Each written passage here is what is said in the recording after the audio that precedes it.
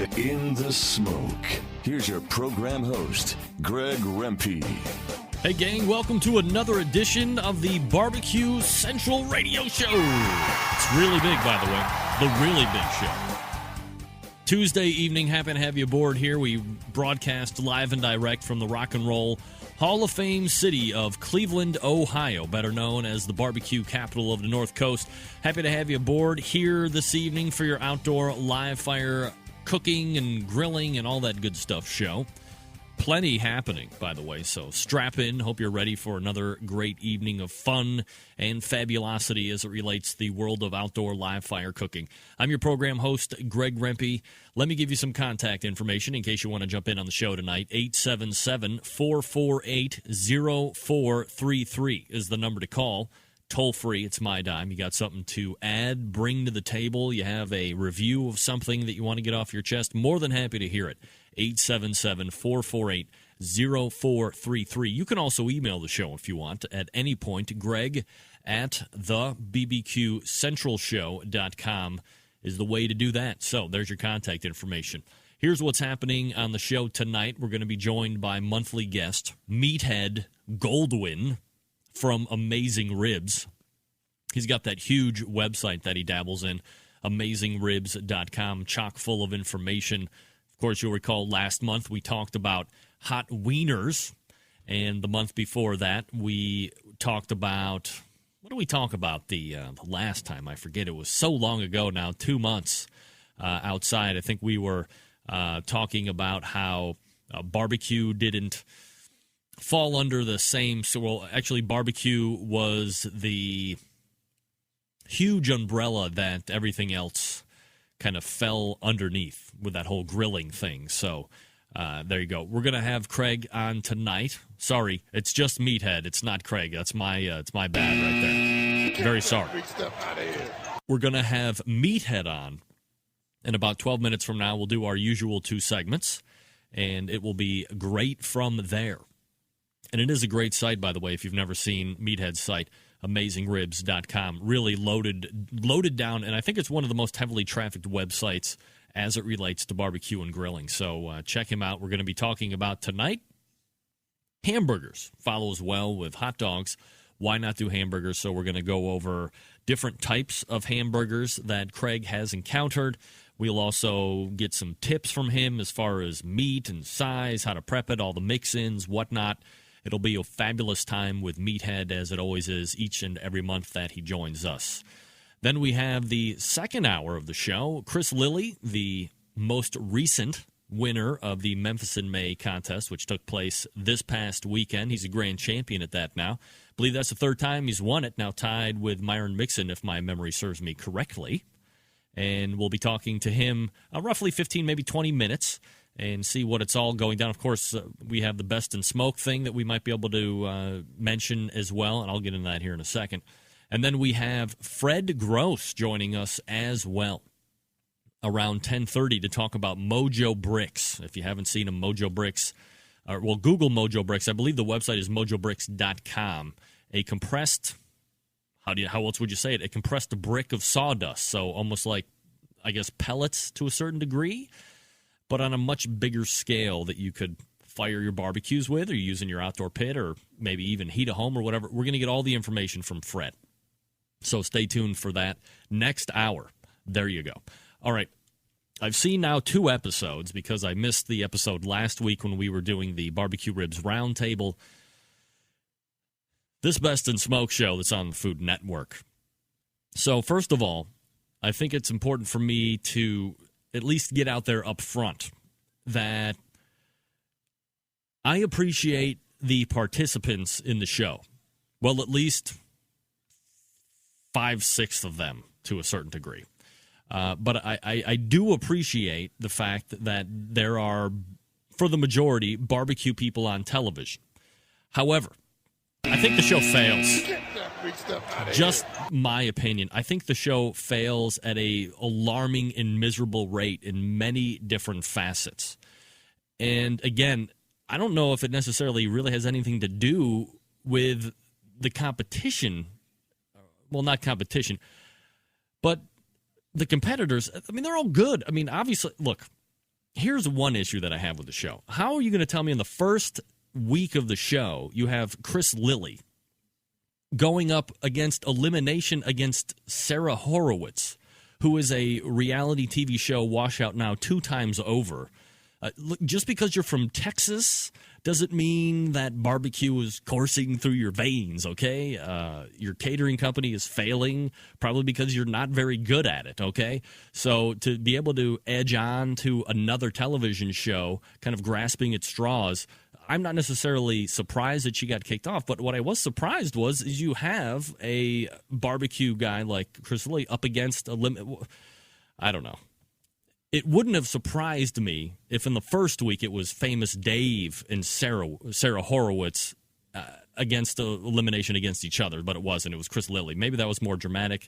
Maybe something else happened in editing that we didn't get to see, but there's no way in everyday life that would actually happen, and here it was on television. So I wasn't necessarily on board with that myself. What can I tell you? I was happy to see Sarah go. I guess to a certain degree, happy to see Chris stay on per se. But second week, I just got done watching the second week mere moments ago to see who was a guest on the show just a couple weeks ago, and former Jack Daniels champion Chris Hart get eliminated. I don't know. It's maybe I'm not getting enough out of the show. It's just, in my opinion, it's just not put together all that well. And I guess in a different perspective, it seems that they've taken, for the most part, a group of people who know how to barbecue in some form or fashion, whether it be in the restaurateur range or whether it be in the competition side. There's a couple of competition cooks there, Chris Hart, obviously, and Chris Lilly. But in essence, it seems that it'd be like taking football players and putting them on a basketball court, or taking baseball players and putting them on a football field. This isn't what they do. So I've yet to find the enamoring, to me personally, on taking a bunch of people that are good at one thing and then putting them in a completely different situation. I'm not saying that they can't be good at it. It just seems very awkward to me that they're put in these contests to test their chefdom. And they're not chefs. I'm sorry. I mean, I know Ken Hess is a chef, and I know Sarah Horowitz was a trained chef to some degree. But this is a barbecue show, and maybe it just continues to stem further into the fact that competition barbecue as a whole just isn't going to carry out a very exciting TV show. There'll be one more attempt in a couple weeks, Memorial Day weekend. It'll be John Marcus's turn to kind of reinvent if barbecue television is going to be sustainable week after week, if it's going to draw us in. Maybe, just maybe, for all of the naysayers that really didn't like Barbecue Pitmasters 1 for whatever reason, but then were clamoring at how bad Season 2 was, and this Best in Smoke, to me, could never show up again on television. And again, this has nothing to do with the people that I've talked to on the show or that are out on the competition scene. This has nothing to do with them. This is purely me as a spectator watching the Food Network try and give us barbecue on television. It couldn't be anything less than what is actually happening or what they're actually doing on a weekend in, weekend out circuit. And Matt Lang, bro, it's called charisma. It's called personality. Look at he won't even look at the camera when he's talking to people. He couldn't seem more unenthused about being asked about what he's doing. It's all part of the process, bro. I'm saying you hate kids on television on a major cable network probably isn't going to help you track well with the 30-plus-year-olds and the demo that they're looking to bring in. Well, unless you're going for the heel aspect. I don't know. That's just me. So I think the show, as it was put together, just isn't that good. It's just not. I'm not finding a lot of excitement in it.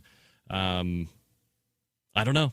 Could be me, and I don't like the judges at all. Sorry to Amy Mills. Sorry to the James Beard guy. And then the Mr. Love or Dr. Love or Kevin Love, the three-point shooter from the basket, whatever. They're not.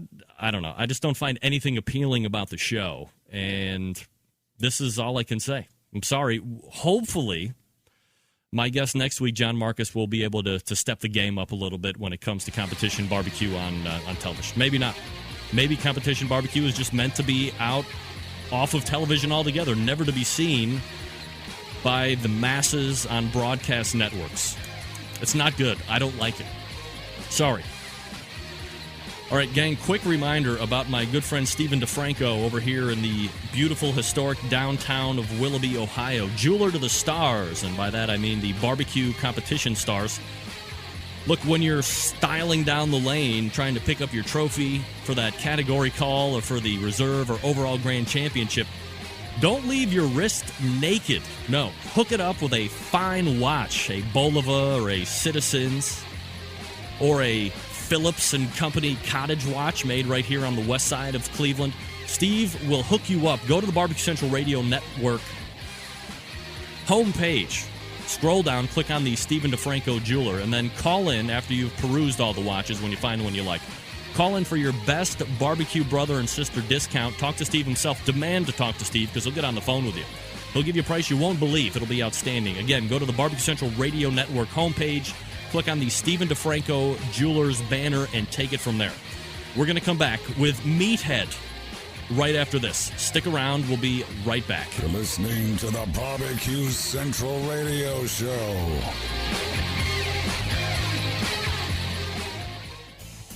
Barbecue Institute classes are taught by Grand Champion Pitmaster Conrad Teddy Bear Haskins. They cover everything from choosing the meat and the cooker to smoking, from start to eating.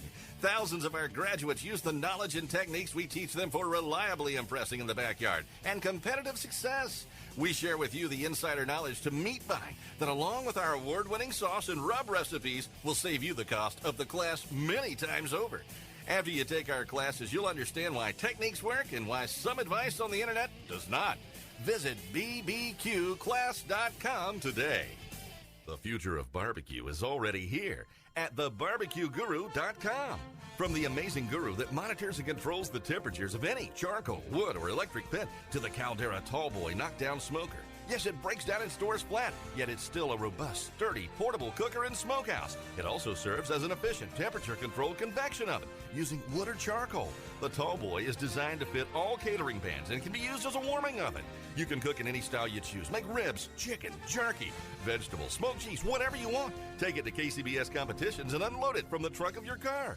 TheBarbecueGuru.com is where you'll find the Caldera 3-Bay Caterer. It's stainless steel and uses charcoal or sterno for chafing purposes. And it doubles as a 3-bay sink or wash station with hot water and knocks down in seconds with no tools required for transportation and storage. The future of barbecue is here at thebarbecueguru.com. That's www.thebbqguru.com or call 1-800-288-GURU.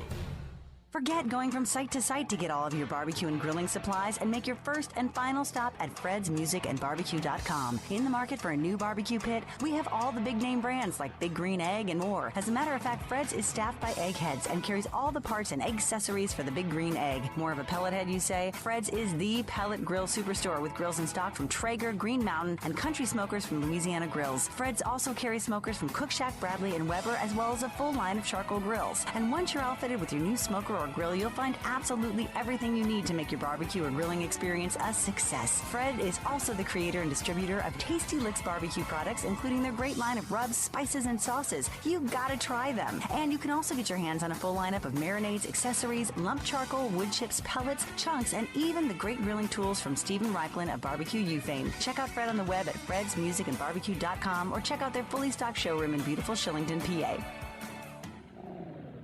Introducing Cosmos Q. Cosmos Q injections and marinades use only the finest ingredients, and they mix easily, never clotting or caking. From our beef injection to our pork injection, you're guaranteed to wow your friends, family, and judges. And don't forget to check out our Cosmos Chicken Soak for that moist and tender chicken you're gonna love.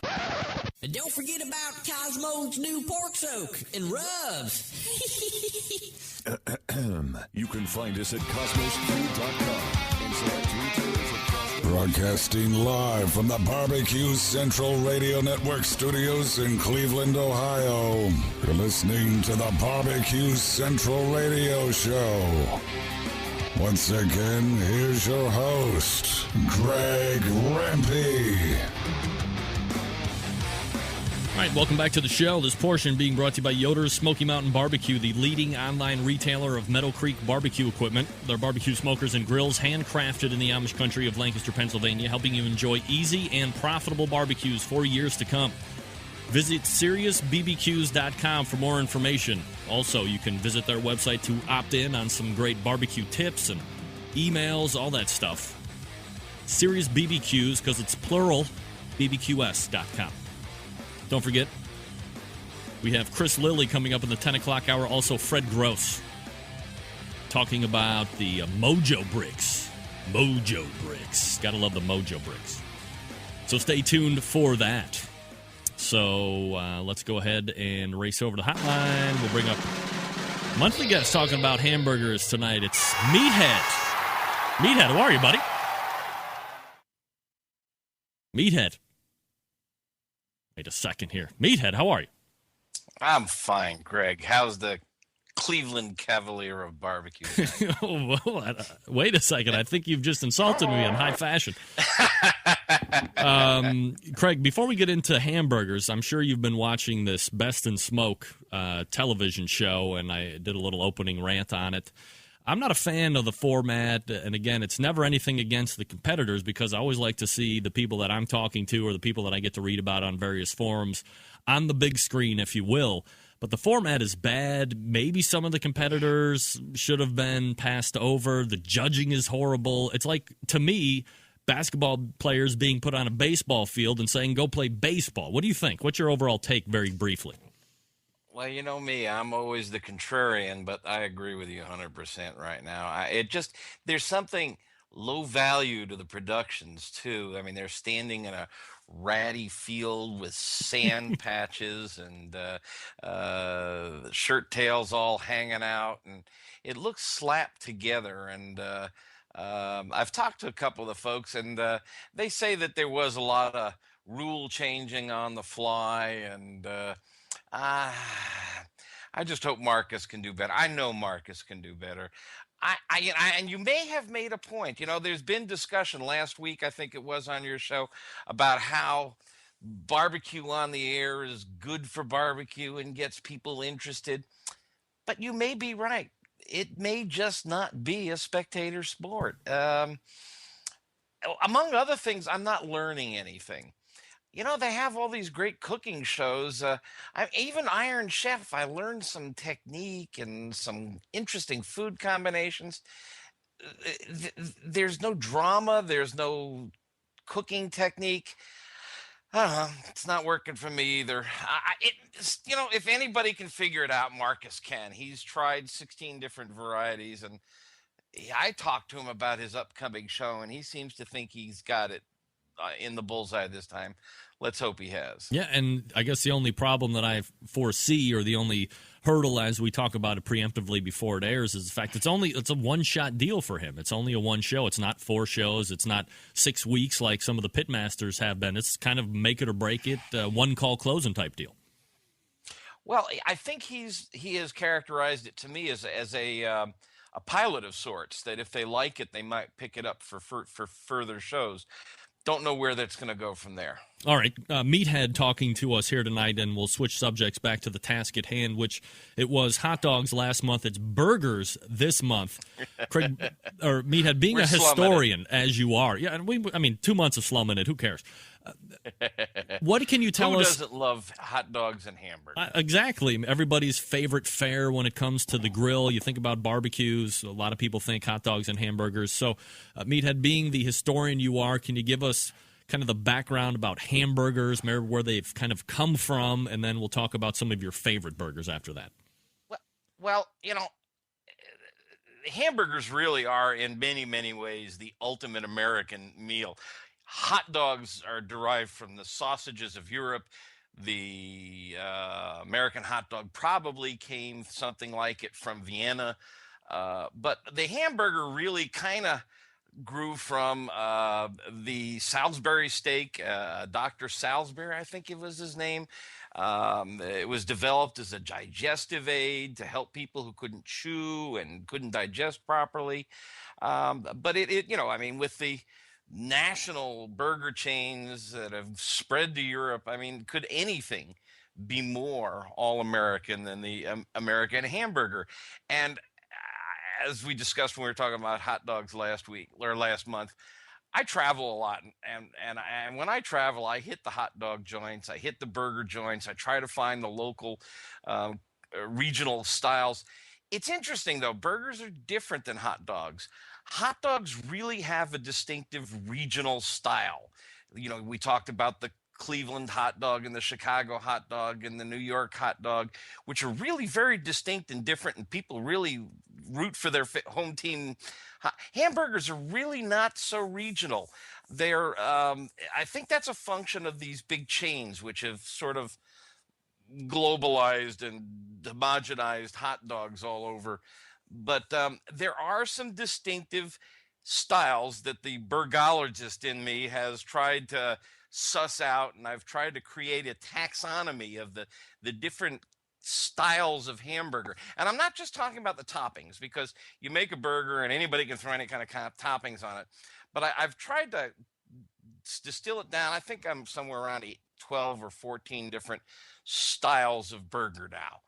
All right, so give us some of the more popular, or at least ones that you find fascinating as far as regional burgers are concerned. Styles. Well, as I say, they're not so much regional as they are, because you'll find, for example, a steakhouse burger in every city. You'll find a diner burger in any city. Mm-hmm. You'll find patty melts in any city. Right. You'll find Juicy Lucy's and stuffed burgers anywhere. So these are kind of styles of burger that the burger cook can emulate. And there are some techniques so we can talk about a little later if you want, to getting these different burgers done properly, because sure, they pose a cooking issue, the cooking problem. What's a cooking problem? No, I was going to say we'll definitely get into the technique and all that other stuff next segment. But as far as some of these, specialty burgers, for instance, steakhouse steak burgers. Well, I mean, for me, that's where it's at. That's the one I wake up sweating in the middle of the night, visualizing, hovering over my head, dripping on me. In my mind, a steakhouse burger is 8 ounces. Now, you can push it down to 6 if you want, but this is a big fat burger. It's about 1 inch thick. And it's usually really juicy, and it's a cooking issue. It's a cooking problem, because if you cook it too hot, it shrinks up into a hockey puck. If you cook it too cool, you never get the brown crust that you need. So there's some technique here, and there's also this issue, and we can talk more about the safety issue. I mean, a good steakhouse burger needs to be pink to reddish in the center, or a lot of people like it that way, I should say. And there's some serious health issues in doing that now. And E. coli 157 is just everywhere, and we have to be concerned about eating rare burgers. It's not a trivial thing to get sick from a burger.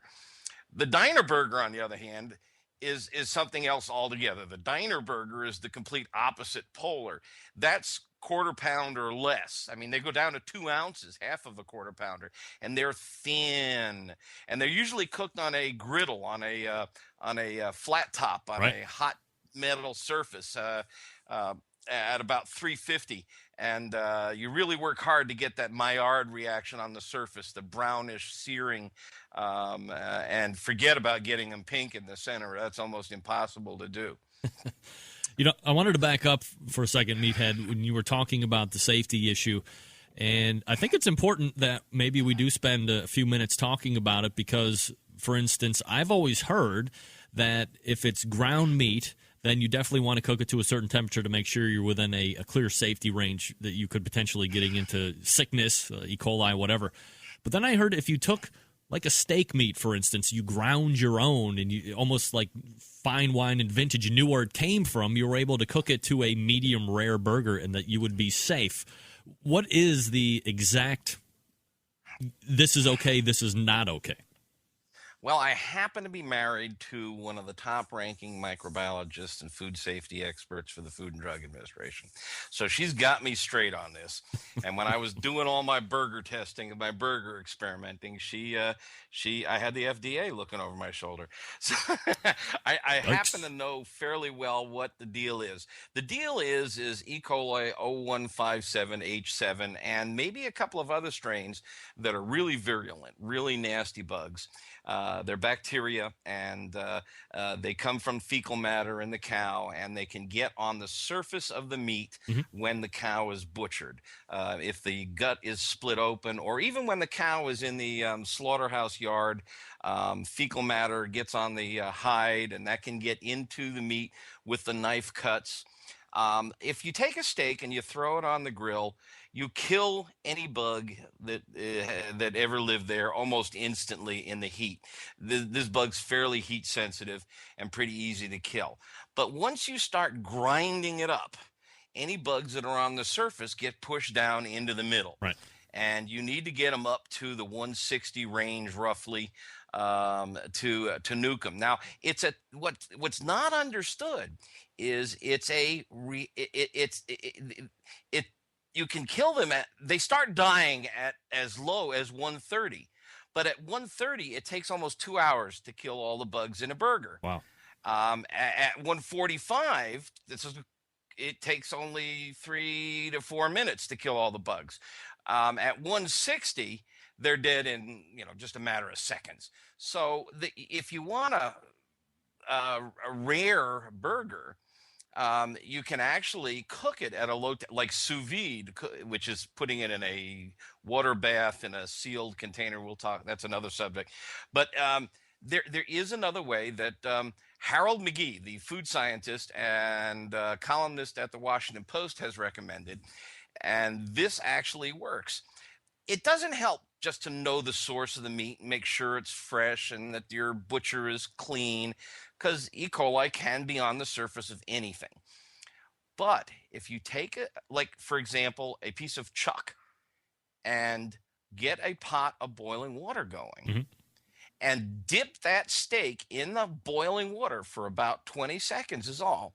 Pull it out. You'll gray the exterior, but it's a very, very small matter of the meat that's turned gray. Now you throw it in your grinder. You've got sterile meat. Now you can eat it as close to rare as you want it. Simple as that. And you're safe. Grind it yourself, but sterilize it first by dunking it in hot water. This is what Dr. McGee says. And, I haven't done the research on it, nor has my wife. She won't sign off on this. In fact, if she heard, she's not listening. No, you're good. I can see right behind you. You're fine. Okay, yeah. Can you see where? But so that is a safety issue, and particularly for young people and elderly people in the family, it's not worth risking. The kind of things that can happen to you once that bug gets running around in your system are really scary, and people who get it die. This is not just getting on your hands and knees in front of the toilet. It can cause renal failure, all kinds of stuff. So if you have to have a rare burger, either use the sous vide method or sterilize the meat and grind it yourself. All right, so what do you think, Meathead? And we're talking with Meathead Goldwyn from AmazingRibs.com. In your personal opinion, how do you like to have your burger cooked? What do you think the best tasting in an overall encompassing flavor profile is? Is it a medium rare burger? Is it a medium burger? Is it depending on how big it is and what style you're choosing? Yeah, I like a medium rare myself, but it's an interesting question. We know that when it comes to a steak is it's proven most tender and most juicy in the medium rare to medium or to rare range. That when you start getting up into the medium and beyond range, it starts to dry out and it starts to get chewier. And they can measure this with shear devices that measure the shear. I guess like the gizmos that measure wind shear and stuff. But they can measure all this. But a burger is pre-chewed. It's been ground. It's pulverized. So it's not a tenderness issue. In fact, you can make great burgers from tough cuts of meat, like short ribs. Short ribs make great burgers. they're really chewy on their own, but once you grind them up, they're tender. They are more juicy when on the rarer side because juices tend to dry out the higher you cook. So I like to see them. I like to take. I cook. Look, I'm one of these obsessive guys that has a really good digital instant read thermometer in my pocket when I'm cooking. 1 second read, a Thermapen, and I use it on burgers. And I like to get them off in the 130 range. 125 to 130 range. They'll go up another few degrees after they come off, but I sterilize them and grind them myself. And grinding yourself makes an awful lot of sense because the freshness of the beef is a factor in the quality. Or you can have your grocer grind it for you. It's just that you still run that risk of contamination getting pushed down in. But if you've got a food processor, you can actually grind it in a food processor. You want to cut it into 1/2 inch or so chunks, throw them in the freezer for about 20 or 30 minutes so they get stiff, and then drop them in your food processor and pulse them for 4 or 5 seconds at a time, and you can get a pretty good grind that way. Meathead, out of all of these specialty type burgers that you've listed for us to talk about, and there's easily 12, 14 that I'm looking at, which ones would you suggest people get a hold of that might be outside of the arena of something that we would normally consider to be a burger of some type? Oh, well, there's some really fun ones out there. I mean, last trip you mentioned Memphis in May.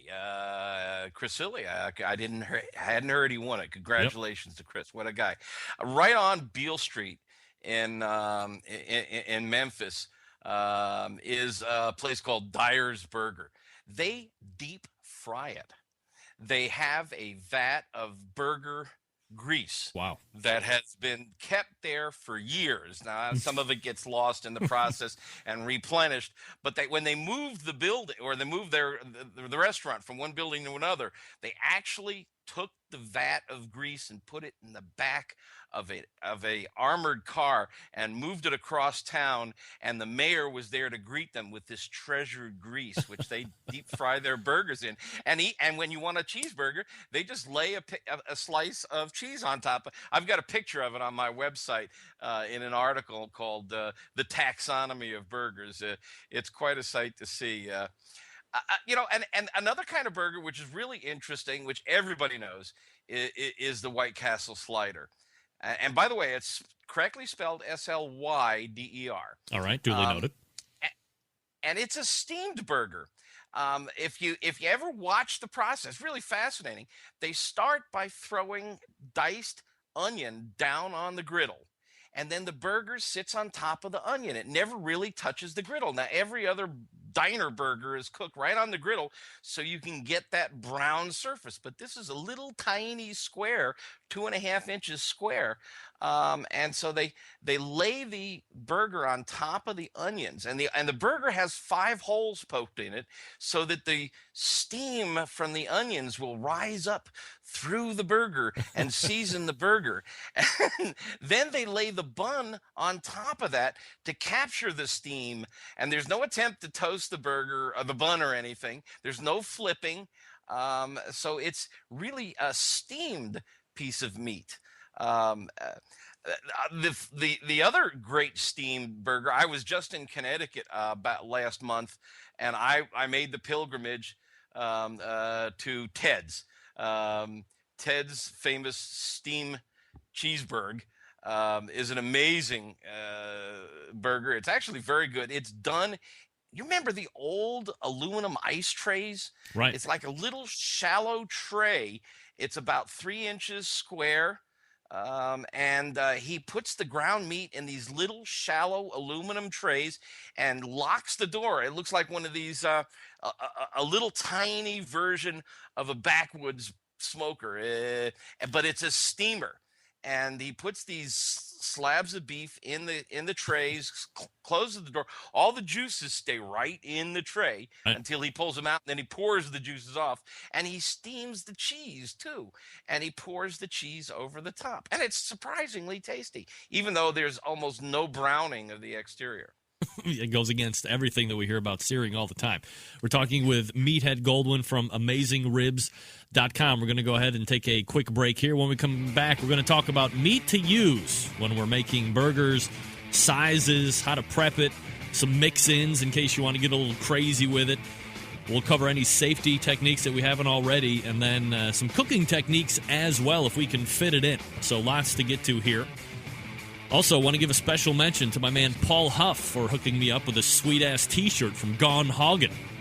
Thank you very much, Paul. I appreciate the outfit. I think that brings my barbecue T-shirt total up to $758,000. I'll be donating to homeless countries very soon. All right, we're going to go back, hit some commercials, and then it's back with Meathead after this. You're listening to the Barbecue Central radio show right here on the Barbecue Central Radio Network.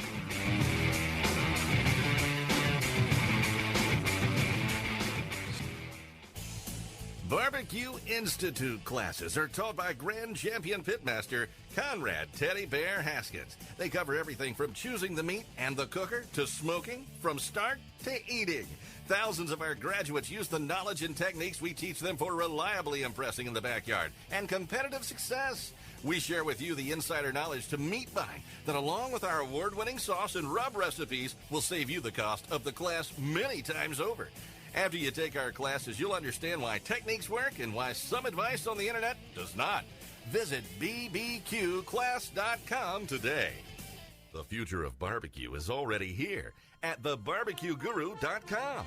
From the amazing guru that monitors and controls the temperatures of any charcoal, wood, or electric pit to the Caldera Tallboy knockdown smoker. Yes, it breaks down and stores flat, yet it's still a robust, sturdy, portable cooker and smokehouse. It also serves as an efficient, temperature-controlled convection oven using wood or charcoal. The Tallboy is designed to fit all catering pans and can be used as a warming oven. You can cook in any style you choose. Make ribs, chicken, jerky, vegetables, smoked cheese, whatever you want. Take it to KCBS competitions and unload it from the trunk of your car.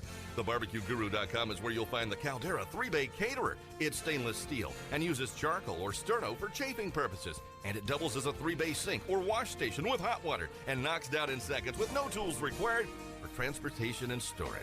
The future of barbecue is here at thebarbecueguru.com. That's www.thebbqguru.com or call 1-800-288-GURU.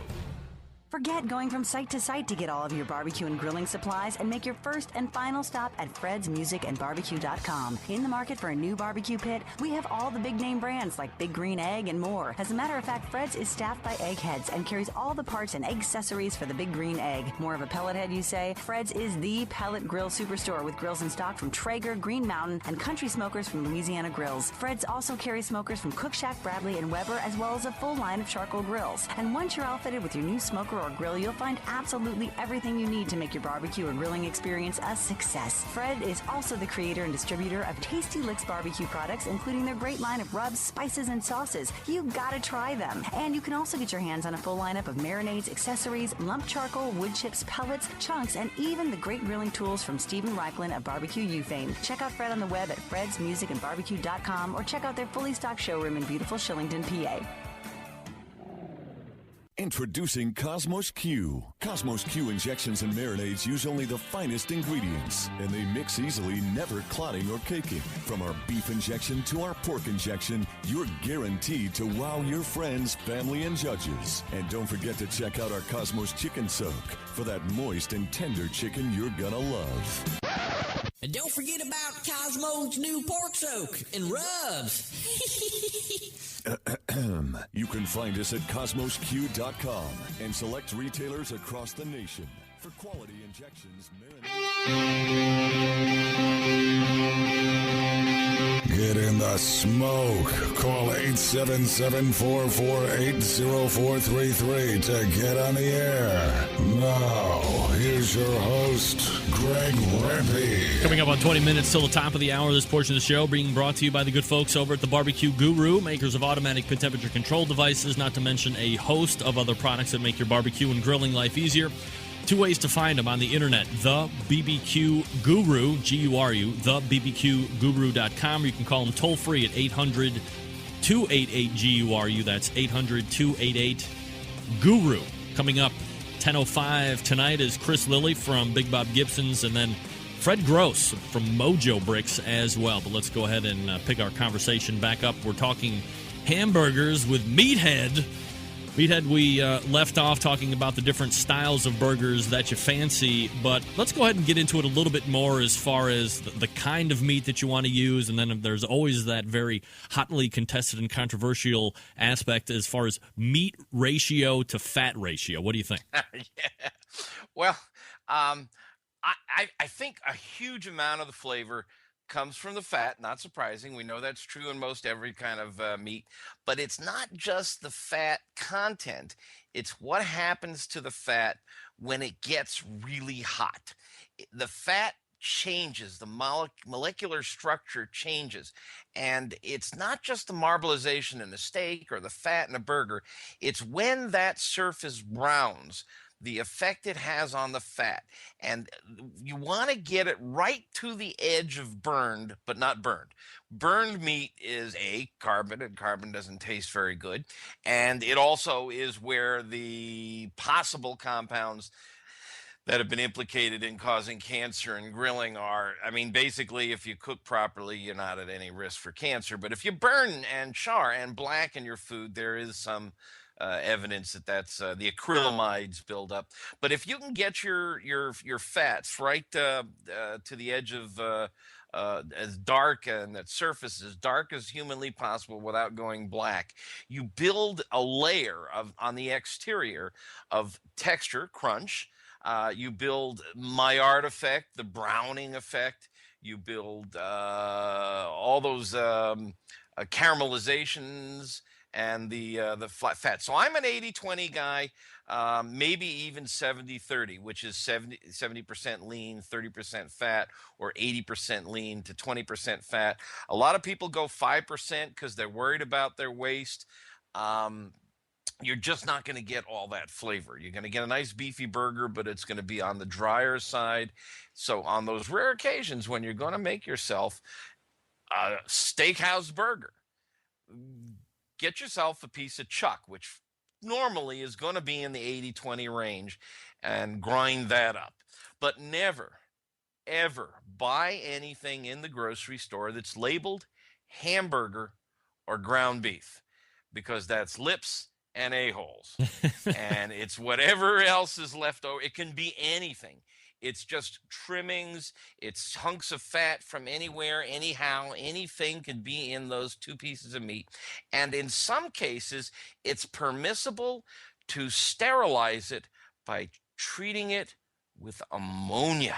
Ammonia? Ammonia. Oh, my gosh. It is an approved process. And, of course, that's the stuff that goes in your kids' school lunch, is the lowest grade of ground meat, ground beef, and hamburger. And there's a very high likelihood it's in the USDA regs. It's there. This is nothing hidden. It's well known. It's a sterilization process, ammonia treated. So get yourself a piece of beef. You know, steak is steak. Meat is meat. I mean, when you come to go grilling a steak, there are certain cuts that you want to select. But when it comes to grinding, the meat itself doesn't have this vastly different flavor, whether you choose chuck or brisket. Mildly different, but it's really the grinding and the cooking that are and the seasonings that you give it. They're going to influence the flavor more than the cut.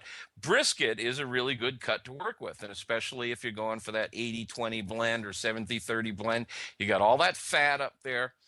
You can just grind it right in. In fact, when I'm cooking briskets, I will often slice off some of that fat and ball it up and stick it in the freezer and just keep it on hand for when I'm doing burgers and I feel like I want a little more fat ground in. Go into the freezer, pull out that brisket fat, grind it right in. Wow. Or when I'm doing a diner burger, a skinny burger, and I'm throwing it on top of the griddle on a grill or even in a frying pan, I will oil the pan with melted beef fat. I even use it when I do steaks too. I paint my steaks with melted beef fat. Meathead joining us here on the show talking about burgers. Meathead, what about this as you're forming the patty? Is the meat have to be at a certain temperature? And then, of course, I've always seen people doing this little thumb indentation down in the center so it doesn't dimple, bubble the up. famous dimple. What is that all about? Well, you don't want to smush it all together if you're making a big fat burger. Those little pockets in the center is where juices will build up. So when I mix, first of all, I don't mix in a lot of flavorings. The world comes in two schools. Um, uh, Throw everything but the kitchen sink in there. But that's meatloaf to me. For a burger, I go really simple. Maybe some onion, dried onion powder, some dried garlic powder, some black pepper, no salt. I don't put the salt on the inside. There's some evidence, really good research project done by one of the cooks over at Cooks Illustrated. He runs a section called the Burger Lab on what is it? I forget the website that he's on. I'm drawing a blank. Kenji is his name, and Kenji did a really interesting test where he demonstrated that if you mix the salt in with the burger, it makes it a little mushier. But I put plenty of salt. I just put it on the exterior. But you fluff it if you can with a fork rather than beat the snot out of it and make it into a patty. Make it into a ball first, and then flatten it down into your patty. And just keep the handling down to a minimum. If you want to punch with your thumb a little dimple in the center, the theory is that it bulges and swells up, but not the way I cook it. It's going to bulge and swell up in the center if you cook it too hot, because the exterior is cooking fast and shrinking and squeezing all the stuff in the middle until it bulges out. I'm a real big fan of reverse sear on big fat burgers. You can't do it on little skinny burgers. But reverse sear, the concept is I'll take my grill, I'll push all the coals off to one side, I'll put the burger on the indirect side and try to cook it down around our favorite temp, around 225, because I know how to set up a grill to get 225. Guys do. Of course. And I'll just let her sit there for about 15, 20 minutes. I'll check that thing with my thermometer. When it gets to about 115, I swing into action. I pull that baby right over the coals. In fact, on my Weber kettle, I'll raise the coal grate up with a couple of bricks. Mm-hmm. So the coals are right below the surface, an inch below the meat. And I'll get that meat on there. And we're talking 1 or 2 minutes is all it takes to get that exterior the right color. But we're now not cooking it over the hot flame for 15 minutes so that we're getting a thick band of dark, then a thin band of brown, then a thin band of pink, and only a little tiny thin band the way we want it. Right. If you cook it indirect and then move it over the high heat, you're going to get the same color all through the center, and you'll get the exterior. Whenever you're cooking steaks and burgers, remember you have a two-part problem: the exterior and the interior, and you got to cook them separately. Well, and the reverse sear is getting a lot of love here on the instant chat as we look at the Ustream side of things. Lots of people jumping in saying that the reverse sear is one of their favorite ways to cook. And I think the majority of us are cooking reverse sear on steaks, as you had mentioned, but really probably haven't thought about doing it with the burgers, which certainly makes a lot of sense to me. In general, Meathead, what do you think the best temperature to cook hamburgers are? Because a lot of people aren't going to go take the time to bank off to one side and do the indirect and then the direct. Best overall in general temperature to do burgers? Well, my art effect kicks in around 325, so you want to get up over there so you get good browning. So in the 325 to 350 will get you your best surface browning without getting too hot. And in fact, if you do as I do and you sit behind the counter at burger restaurants that cook on a griddle, places like Steak and Shake and other places that make pretty good griddled burgers, you'll see that knob is set for 325 to 350 most of the time.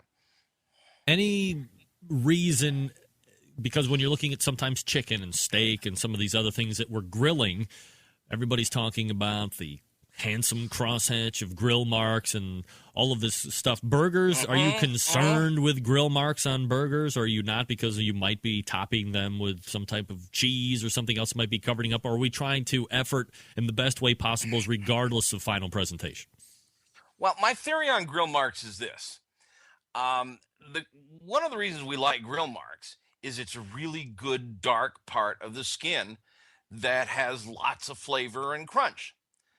But for every grill mark, there's the interstices, the space between the grill marks, that's not dark and flavorful and done. So in my book, I want the whole surface to be that same dark color. So when I love me my grill grates, and I use them for a lot of things.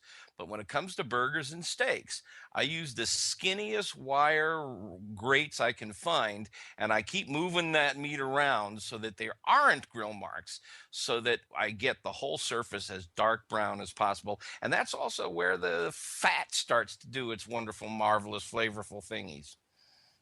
Do you have any idea, because I've had now 4 people ask me in the instant chat, where the term hamburger has come from? Any idea where that term's derived?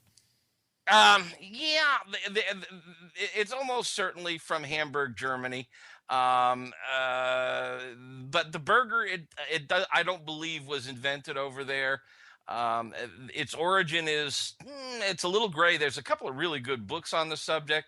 And I'm not up to snuff on all the history of the hamburger, but I believe Dr. Salisbury during the Civil War was the guy who really did the most with ground beef.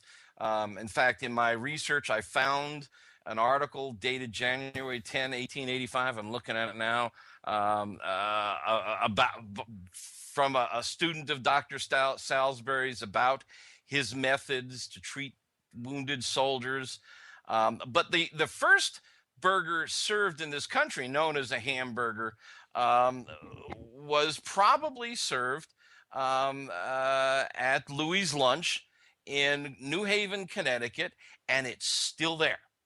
I was just there last month, and this place is a trip.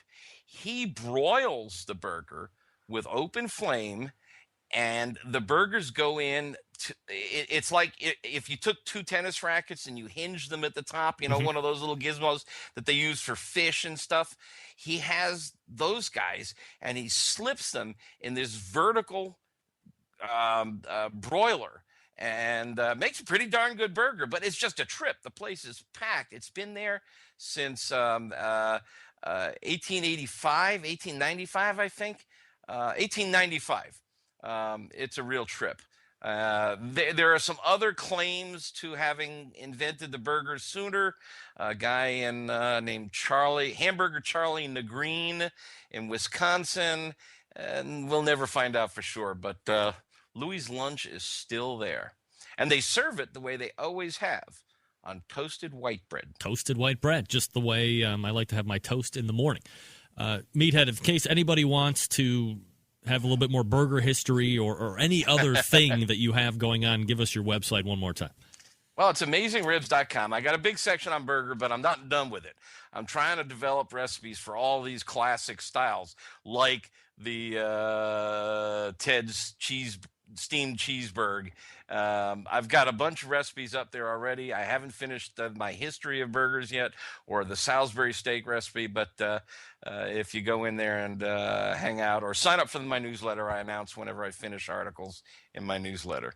All right, so it's a work in progress, but definitely a lot of stuff just on AmazingRibs.com anyway, whether it's barbecue stuff or grilling stuff or however you think that barbecue falls under grilling, or it doesn't. It doesn't matter, because we like to argue about that stuff all the time. Are you going to start that again? Absolutely not. It's Meathead Goldwyn. We talk every month, and next month, Meathead will probably try and make an effort to get into maybe a little bit more barbecue-related topics. I know there's some things going on with the KCBS and judging and stuff that you would like to get off on, and I'm certainly more than happy to house you on that. So we will set up an agenda, and we will see you again in June.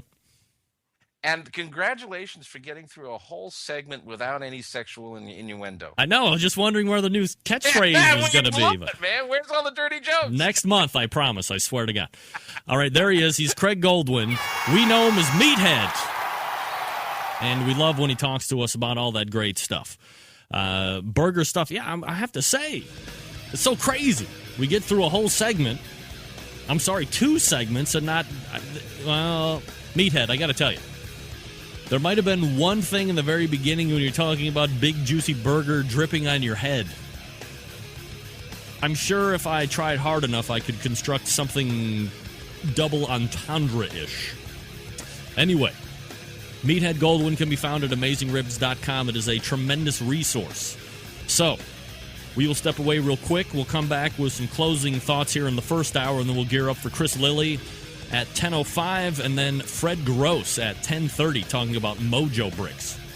You're listening to the Barbecue Central Radio Show right here on the Barbecue Central Radio Networks.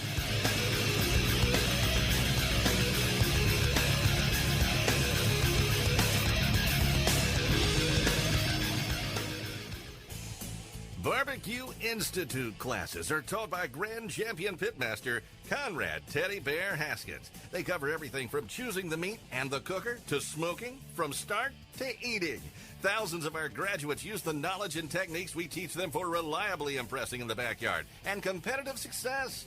We share with you the insider knowledge to meat buying that, along with our award-winning sauce and rub recipes, will save you the cost of the class many times over. After you take our classes, you'll understand why techniques work and why some advice on the internet does not. Visit bbqclass.com today. The future of barbecue is already here at thebarbecueguru.com. From the amazing guru that monitors and controls the temperatures of any charcoal, wood, or electric pit to the Caldera Tallboy knockdown smoker. Yes, it breaks down and stores flat, yet it's still a robust, sturdy, portable cooker and smokehouse. It also serves as an efficient, temperature-controlled convection oven using wood or charcoal. The Tallboy is designed to fit all catering pans and can be used as a warming oven. You can cook in any style you choose. Make ribs, chicken, jerky, vegetables, smoked cheese, whatever you want. Take it to KCBS competitions and unload it from the trunk of your car. TheBarbecueGuru.com is where you'll find the Caldera 3-Bay Caterer. It's stainless steel and uses charcoal or sterno for chafing purposes. And it doubles as a 3-bay sink or wash station with hot water and knocks down in seconds with no tools required for transportation and storage. The future of barbecue is here at thebarbecueguru.com. That's www.thebbqguru.com or call 1-800-288-GURU.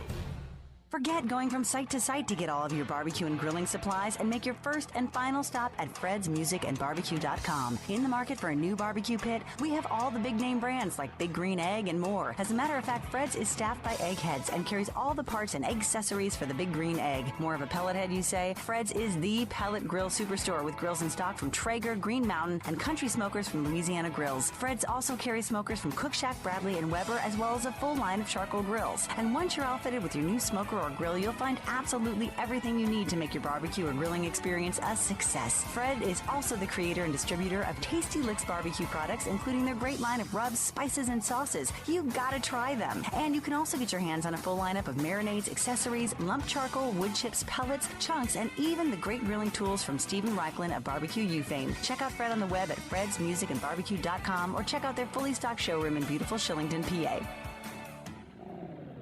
Introducing Cosmos Q. Cosmos Q injections and marinades use only the finest ingredients, and they mix easily, never clotting or caking. From our beef injection to our pork injection, you're guaranteed to wow your friends, family, and judges. And don't forget to check out our Cosmos Chicken Soak for that moist and tender chicken you're gonna love.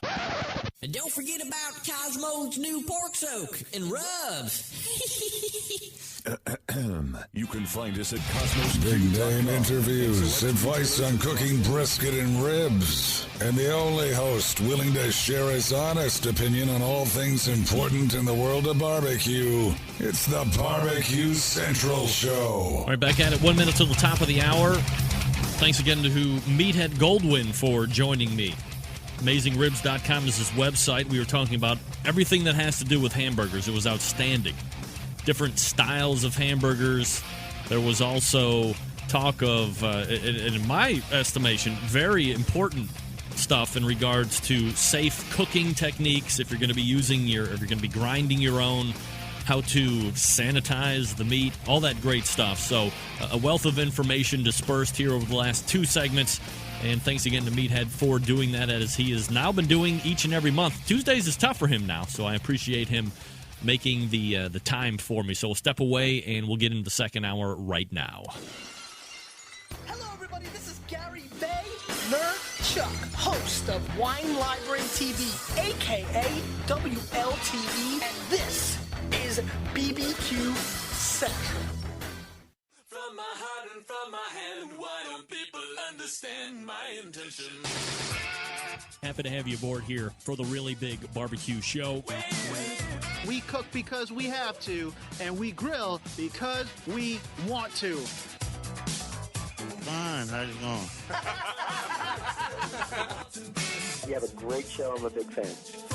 So what seems to be the problem here? This man looks like he's dead, and he's in the crackle. Charbono! It's all about the charbono, dude! Succulent fish. What? He ate 54 wieners. But listen, Lavernius, shut your face. I'm shaking like a dog shit peach seeds. You could use it to fight off creeping marauders looking to take your steaks off your grills. I just like being anywhere with Junior, Senior, and Diva. Sounds like a whole other type of movie. Wow. Yeah, really. Keep it hot, keep it clean, keep it lubricated. We have top men working on it right now. Top men. And just like that, we're into the second hour, everybody, yeah? Just that easy. Top men make it possible.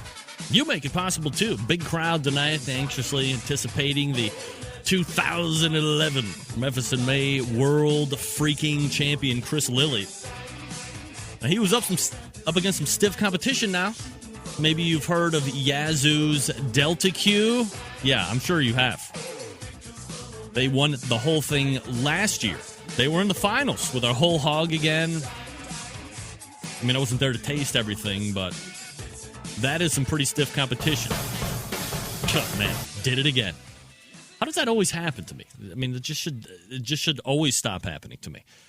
So the three people that were down there in the finals of the whole thing, each respectively getting their world championships in categories, and then Chris Lilly getting the overall championship with his shoulder, is really an accomplishment. Whenever you are able to win the Memphis in May World Championship overall with something that isn't whole hog, in my estimation, whole hog has got to be much harder to cook than any of the other two. Out of all three categories, I think I'm safe in saying that whole hog requires a lot more expertise. It's got to be harder to cook than everything else.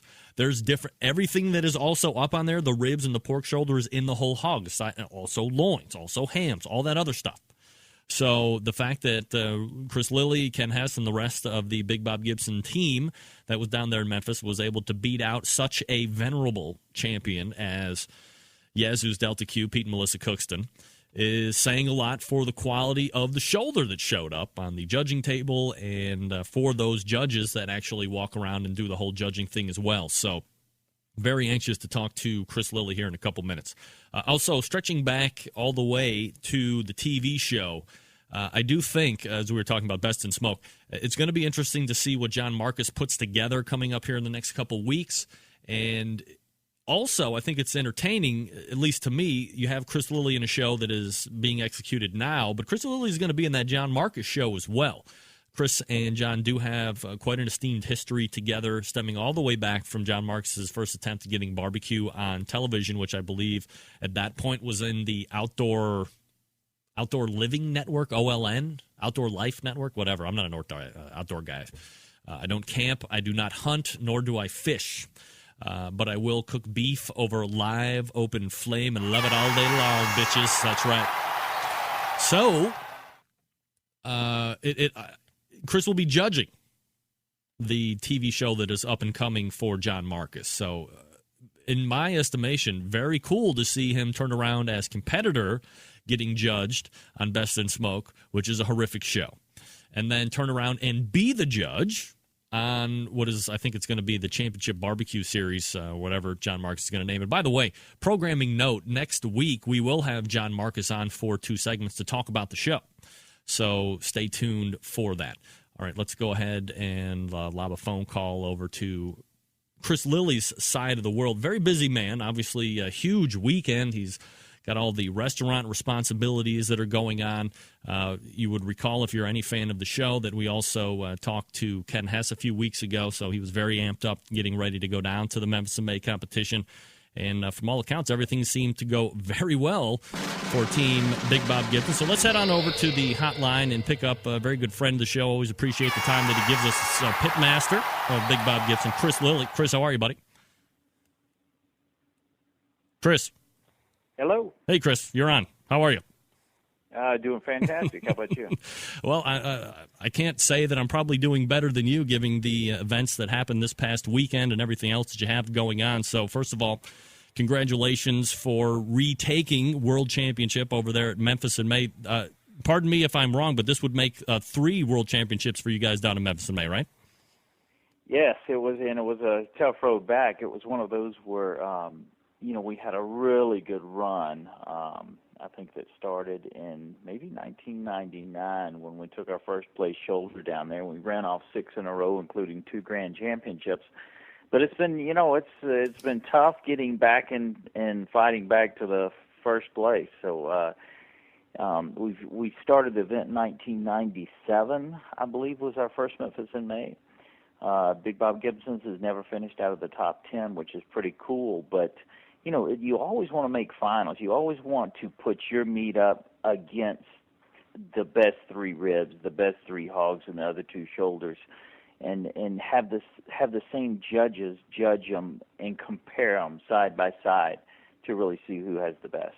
Chris Lilly joining us here on the show. Chris, as you have had a couple days away from it now, as you look back at how the weekend progressed, this one specifically, anything out of the ordinary that came up for Team Big Bob Gibson's that you had to contend with that you weren't planning on, or was it just business as usual for you guys? Definitely business as usual, but we actually changed something up this year. Again, we took those years for granted back in the early, early 2000s. And it was tough getting back in there. So, yeah, we took it for granted. And last year I was asking a friend, because I think we finished 4th, 5th, or 6th last year. I'm not even sure, to be honest with you. But asking somebody, hey, why can't we break into the top 3? I want to get back to finals. And we're talking a little bit about it. And I told him we just, pulled our meat off the bone, put it in the box, and sent it in. And he said, well, what kind of glaze did you put on it? And I said, well, we don't glaze our pork. We just pull it and put it in the box. And he says, you're the only one that doesn't glaze. So this year we actually glazed our pork at Memphis in May for the first time, turned it in, and it worked for us. So what do you, when you make that, I guess, drastic of a change, something that you have never done before, now you're going to go ahead and give it a whirl this time, is it something that you sell as retail as far as the glaze is concerned, or is it something you make specific to competition? I think specific to competition, as far as that goes. But, the thing about it is we had to rely on friends that were out there cooking that knew what was going on there. Big Bob Gibson's, we just cook about 2 contests a year. Every now and then we'll sneak another one in. So, part of my win goes back to, talking around at friends that run the circuit and, just letting us know what's going on out there because, we have no idea. So that little tidbit of information helps. I do, though, carry a lot that I learn in competition back to the restaurant. That is where all of our dry rub applications have come to. Big Bob Gibson used to just season his pork with salt in the restaurant. So out of competitions, we have some fantastic dry rubs now that we put on our ribs, our whole pork shoulder, our beef brisket, our turkey. We run about 4 different dry rubs in the kitchen at Big Bob Gibson's. When you go to Memphis in May, Chris, some teams will go with just the intention, and I think it's unique with the Memphis style. Obviously, Memphis in May is its own standalone contest. It's not technically integrated with Memphis Barbecue Network anymore, but it is, in many aspects, the same thing. You have those 3 categories. You have the option of just entering in and cooking ribs or just pork shoulder or just whole hog, if you could say just whole hog. Do you guys multi-categorize, or you just stick with the shoulders and you're going to kind of dance with what brung you? Well, at the World Championship at Memphis in May, there's 3 professional categories: the ribs, the whole hog, and shoulder. And you can only cook one. You don't have a choice at cooking all 3. Now you can at the MBN circuit competition. Okay. You could cook all 3, but the big contest, you pick your best category. and you cook it. And our best category, obviously, is shoulder. But I will tell you this, we are toying with the idea of switching categories next year and maybe going to ribs. I don't know that will happen because it's going to be tough for us to walk away from shoulders, but I think we have a really dynamic rib now, and I definitely want to try to show it off in a competition. Chris Lilly joining us from Big Bob Gibson's 2011 Memphis and May World Champions. Chris, I was just going to ask you that. If you've been doing shoulder for this whole time, you've been very successful at it, and obviously you just confirmed it, where does it start to tinker in the back of your mind that you might consider switching categories and getting something that would obviously be kind of completely outside of the comfort zone, specific to this competition? Obviously, if you're cooking other ones, you're probably cooking a number of different categories as well, but that's a pretty big step to take. Well, it's there. The idea is there. The thoughts are there. I want to try it, but it's not only my decision. I have to get the whole team behind me on this. It's something that we're thinking about. As a matter of fact, the week before Memphis, myself and Ken Hess went up to Louisville just for invitational rib competitions, just to see how our ribs would stack up with some of the better KCBS cooks. So we went up there specifically for that reason, to put our rib against some fantastic cooks out there, just to see how it stack up. Again, we don't get out and cook much, so every once in a while, I definitely love to get feedback, and I thought that was a great contest where we could go up there and get some good feedback about our ribs. How did you finish out there? We ended up winning that competition. Hey, so ribs obviously doing pretty well then, huh? So I'm pushing for ribs. I like ribs. We'll see how it goes. But the good thing is, I think, going into events like the American Royal or Jack Daniels now, with our pork, I think our pork is there. Very happy with our ribs. And if you look back over the last several years, brisket has probably been our most consistent category in KCBS. It comes now. We have to start working on our chicken, which is sometimes laughable. So let me ask you a question there, Chris. Some of my turn-ins lately. Let me ask you about that, because it seems no matter what the sanctioning body, especially if obviously they're turning in chicken at some point during the contest, and I talked to a lot of KCBS pitmasters on the show, it seems almost to a man, holding a very slim few, that chicken is the most inconsistent or category that they'll do very well at for a certain period of time, then it quickly falls off, and it's very hard to recover from to get it back up to winning par. Why do you think that is? I have absolutely no idea, but you're exactly right. We won chicken at the American Royal in the Open one year. And since then, we just haven't been able to get back on track. And that's tough to do, cooking just the American Royal, just one KCBS contest a year. It's tough to go a year and then jump back in and expect to know what the judges are going on with the judges. So I think that's been our biggest difficulty, not knowing what the judges are looking for on chicken. It's been tough for us to figure it out. Maybe one day we will, but we're still searching. All right, Chris, so as we look back on this past weekend, you obviously did well enough to get into the finals, and you look at the teams that you're stacked up against that these judges are now going to choose over to be ultimate grand champion. You're face-to-face with one of the hottest teams out there in Memphis Barbecue Network, quite frankly, one of the hottest teams out there on the competition circuit for the last couple of years, regardless of sanctioning body, that being Pete and Melissa Cookston from Yazoo's Delta Q. They won it last year. They are Team of the Year for Memphis Barbecue Network a number of years. Are you confident in the turn-in and that you have a shot at winning it? Are you happy just to return back to the finals, like you said? What was the mindset as things were starting to really build into who was going to get announced? No, we when we make finals, we're definitely there to try to win the whole thing. I'll tell you this though, and during the final presentation, and you really have to just be concerned with yourself. I know Melissa's going to come through. I know her hog's going to be outstanding. I've got to worry about myself, though. I got to put a fantastic pork shoulder in front of the judges.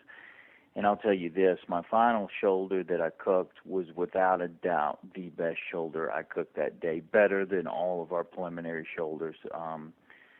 It just worked. It was solid. It was definitely a solid shoulder. I knew Melissa's hog. I have the utmost respect for her. She does a fantastic job. I knew her hog was going to be there. All I could do was make sure that I put the best shoulder that I could possibly put in front of the judges. So in that regard, when I cook a shoulder and I taste a shoulder and break it down, I'm competing against, in my mind, all of the shoulders I've cooked in competition before. I want to put as good a shoulder as I've ever put out in competition to the judges. If I do that, I'm happy regardless of whether it finishes first, second, or third. If I do my job, then let the judges decide. Chris Lilly joining us from Big Bob Gibson's. They just won the World Championship of Barbecue for Memphis in May for 2011. Chris, for the people that don't know, the Memphis in May, they obviously have that blind judging area like you would be used to in any type of KCBS arena, but then they also have the on-site judging. And I wonder, you've spent a decent amount of time on television here over the last handful of years in certain different aspects.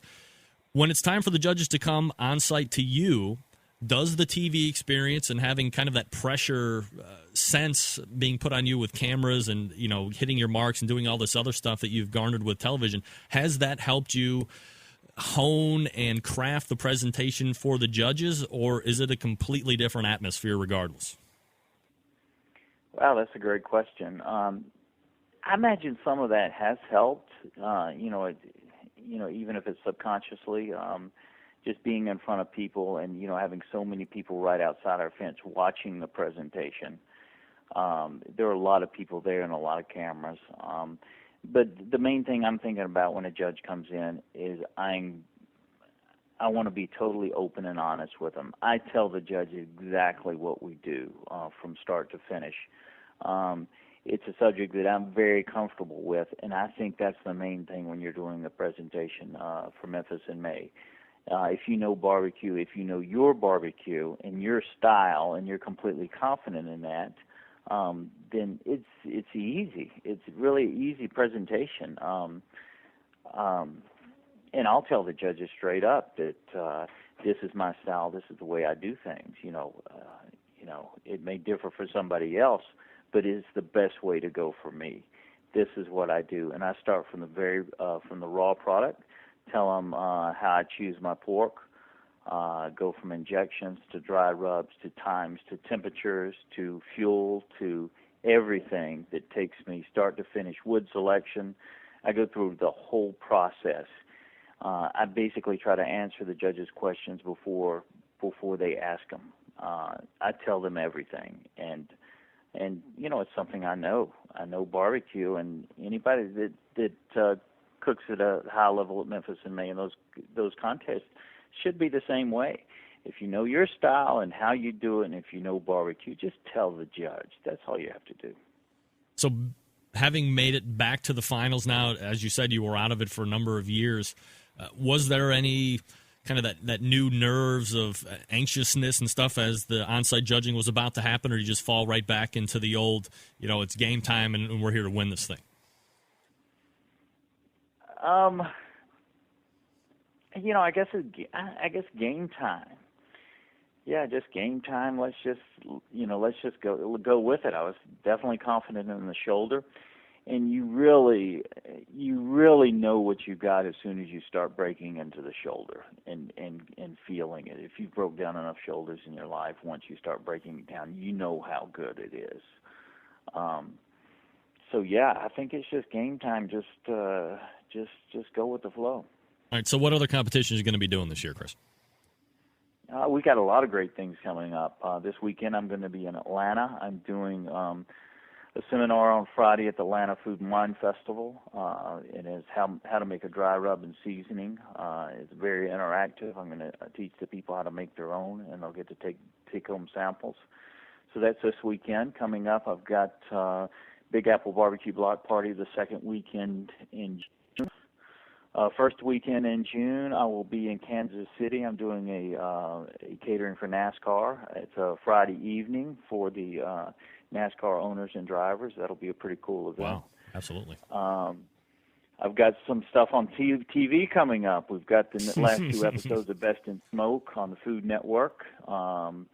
It's 8 o'clock Central Time, and I've made it this far. I've got two more episodes I've got to try to make it through, and maybe we will.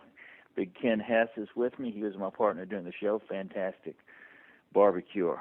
And then let's see, May 28th, you've got to check out a show on CBS, first primetime hour-long barbecue show. I say primetime on a major network. It's not primetime, it's Saturday afternoon. That'll be a cool show, Ultimate Barbecue Showdown. I'm actually judging that show. I'm really looking forward to that, and I think if you're a barbecuer, you'll be able to look at that show and appreciate it.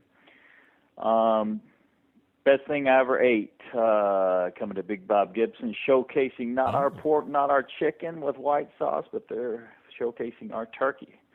That'll be May 30th. And, well, let's see. Is that it? That's a pretty good bit over the next couple months. Yeah, so. You're going to be jam-packed aside from all the other responsibilities that you have. Chris, if I could, wanted to ask you about Best in Smoke. I was talking about it in the first part of the first hour. I just caught up on both episodes. As you said, you have 2 more left. And then we have the new barbecue show. I mean, you're a competitor in Best in Smoke. You're going to be a judge on the Ultimate Barbecue Showdown. And it's with somebody that you have some pretty good history with, that being John Marcus, who I'll actually be talking with next week about that show upcoming. Kind of a nice setup. Great time to do it, obviously, Memorial Day weekend, when a lot of people actually start whatever a grilling or barbecue season is for those people out there. But how did you feel as you're watching it back now? Because post-production and editing and all this stuff is completely different than probably how it all went down for a good amount of it for this Best in Smoke series. But as you're watching it back now, two shows out for the general public to see, how do you think they did with it? Well, I signed up for Best in Smoke. I was thinking, Best in Smoke, it's a barbecue show. We're going to get a little bit different than what I thought it would be when I signed up. I think the first episode we spent about 21 hours on set. I mean, it was grueling. It was brutal what we went through. But it actually brought the contestants really close together. So usually in a competition show, you have a lot of people digging at each other, and you get a lot of tension, people competing for that much money. But all the contestants on that show actually got along great, almost too good. So it was a fun show to do as far as hanging out with them, but the schedule was absolutely grueling and demanding both mentally and physically. It's nice to see you guys on television, at least the people that I have talked to in the past, and see some new people get some FaceTime on the television. Do you think it's helping grow the word of barbecue in the right way? That's a tough question, and I think a lot of people that get overlooked are the people in the mom and pop restaurants on the roadside that are really the true pit masters that work at it day in and day out, burning down wood and shoveling coal and really putting out a fantastic product. So it's, I think a lot of barbecue nowadays, the people look at television or look at the people cooking the contests and say, hey, that's barbecue, when they really should appreciate more of their hometown cook a little bit more. But with that said, I think any kind of attention to barbecue gives us a chance to put the art out there for everybody and really get a chance to put it in front of everybody. Whether it's somebody going to a contest and and getting enthused about it, or watching television, whether it be Best in Smoke or any of the Pit Masters or any other barbecue shows we've done over the years. I think, and this is what I hope a show will come along that will really get some legs under it, no matter who the cast is. But if it is successful, it would give a lot more people within the barbecue world a chance to get on and showcase what they do. So, you look at a lot of these shows and you see the same people over and over again, and that's got to get a little, old or frustrating, to some of the people that want to showcase. But I'm just hoping that one day that this will catch, and I think it will. Maybe it'll be the show on CBS, could be Food Network. I just don't know when it's going to be, but it's going to happen. And when that does, it's going to give the podium to a lot more people in barbecue, and that's what I'm hoping for. I mean, you've been in TV quite a bit now in many different aspects, Chris. Is there an ingredient missing to this? Is it a network thing? Is it somebody trying to make something out of it that it isn't? Or, and I hate to say this, but this is the contrarian me, is potentially competition barbecue, as much as we love it, and I'm a guy that doesn't even compete. I just like having almost like a sports radio talk show dedicated to competition barbecue for a certain aspect, and having you guys and picking your brains and see what it's all about, and helping all the other backyard barbecuers getting some insight to all this. Could it not be as TV friendly as we hope and want it to be? I think it could be. Take, for instance, this show that is coming up on CBS. If you look at that and look at the format of that, and look back to the original series that we did on OLN, which was the All-Star Barbecue Showdown, and that was 3 competitors, 2 barbecue categories, and 3 judges blind judging. And it focused on process. It focused on how-to. It focused on characters as well, but it also focused on what they cooked on. Okay? You're going to see a lot of similarities in this new show that is coming on. And I think a lot of times the networks will look at all the competition shows out there, whether they be barbecue or not, and think, well, that is working. That's what we have to make this show. So a lot of shows that started out clean and crisp have almost, once the network puts their hand on it, sometimes, in my opinion, it doesn't go the right way. Chris Lilly joining us. He's the pitmaster of Big Bob Gibson's competition cooking team, and of course they just won the Memphis in May World Championship with their shoulder, but maybe next year could be efforting with some ribs. Chris, I know I kept you. Right, or the whole hog now. Don't forget about that. Yeah, of course. I may switch gears. Me and Melissa may switch. How about that, Melissa? You listening? That's right. It's a throwdown challenge. Chris will do whole hog if you do shoulder or ribs next year, Melissa. There you go. Yeah, Barbecue Central radio show exclusive right here. Chris, I know I kept you over a little bit, but it's always great to catch up with you, and continued success with everything that you have going on, especially with the TV show that John Marcus has coming up here in about a week and a half, and hopefully we can talk to you soon. Hey, great show. And one last thing. I definitely want to thank everybody who has shown me so much love over the last few days after the Memphis in May win. I've had such crazy response. It's really difficult for me to get back to everybody with Facebook and emails and text, and it's just absolutely crazy on my end. But let me apologize and let me tell everybody a big thank you. All right, Chris, congratulations again, and we'll talk to you soon. Take care. All right, there he is. It's Chris Lilly. You know him. Class act, man. Sorry for having people with class acts on the show. Do you hate that? All right. We're not done yet. Oh, no. We're not done yet, mister. We're going to raise right up and go to... Oh, this is going to ring before I catch it. No. Oh, good. It didn't. Hey, I'm a master of disaster. All right. Again, if you want to check out the website, by the way, it's bigbobgibson.com. That's Chris Lilly's website for the restaurant. And, of course, they are now the current world champions as it comes to Memphis in May. There's a few different world championships these days. But nevertheless, we'll head on over to the hotline, pick up our last guest of the evening, but certainly one of the more interesting ones that I've had on the show recently. It's Fred Grosse from Mojo Bricks. Fred, how are you? I'm well, thank you. Thanks for having us on. Well, you got it, Fred. Certainly my pleasure to have you on. Appreciate you making the time out and actually bumping back there for Chris Lilly, talking a little Memphis in May and some TV shows. Fred, have you been watching any of the Best in Smoke, by the way? Unfortunately, I haven't had the time. Yeah, good. Well, trust me, you're not missing anything. Anyway, Fred is with a company called Mojo Bricks. So for the people that didn't take advantage of the newsletter that I sent out this afternoon, efforting them to get over to the website to see what we're talking about, give us a little background, about yourself personally, Fred, kind of where you're at business-wise, if you've always been a person that's been into this whole barbecue and grilling thing, and how this whole Mojo Brick thing, what it is and how it comes about. Well, that's sounds.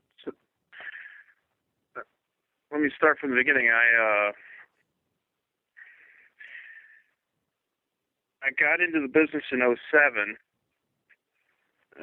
doing the dense wood. I'm wondering, can I get a call back? I got an echo in my phone. Yeah, hold on one second. I'll give you a call right back. My God, I can't put together a sentence. What the hell's going on? Just tell me you got an echo. That's all right. We'll pick you right back up. Freaking cell phones, man. We're lobbing a phone call back to Fred Grosse from Mojo Bricks. All right, Fred, how is this? You have an echo? I'm good to go now, I hope. All right. I was wondering if you had been dipping into Grandma's little cough medicine there prior to us getting you on the phone. No, we're fine. I can answer your question that you asked before, how I got into barbecue or how I got started in the wood business, and start there. Yeah. Back in '07, I heard about wood pellets for the first time. A lot of listeners will know about pellet grills and that sort of thing. That was the first time I'd ever heard of a wood pellet, and started looking into that side of the business, doing some market research, and somewhere around February of 2008, I came across a bigger wood pellet. It's basically a pellet that's not extruded like wood pellets are for grilling, but rather compressed and molded. And typically these pellets, we call them bricks, and on our side, they're dense. It's dense wood is what it's called. And they're typically 6 inches long and about 3 inches thick, and they look just like a brick you put in your sidewalk. So, got into buying these things and then reselling them back in the spring of '08. You just kind of fell in love with the whole concept, huh?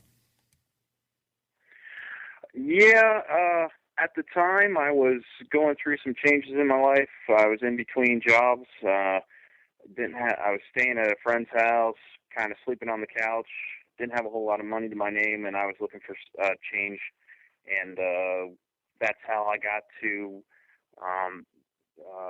the dense wood and got into the pellet business. And the first thing we did was kind of unique. We went and collected raw materials, anything that we could figure out that might make a good barbecue smoking product. We ended up collecting coffee grounds at all the local area coffee restaurants, the Starbucks of the world. I collected about maybe, 3-4 tons of the stuff, placing it in garbage bags and putting it in my car, and then I'd drive it up to a guy who made pellets up in Michigan, and we'd make these coffee pellets. And turned out that the best use for them is making stuff I'm going to forget the name.